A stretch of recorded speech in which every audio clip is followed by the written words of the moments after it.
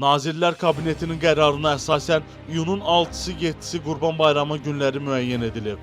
Bu il 7 iyun şənbə gününə təsadüf etdiyi üçün Əmək Məcəlləsinə uyğun olaraq 9 iyun qeyri-iş günü olacaq.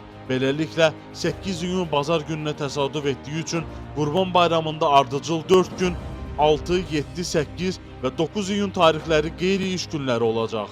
Əgər sən də işləməkdən və dünyadan yorulmusansa, İlahiyyatçı Rüfət Qarayevin İncilər, Elmin Qapısı və Mənəvi Səyahət kitabını elə indi İsra Nəşriyyatdan sifariş et.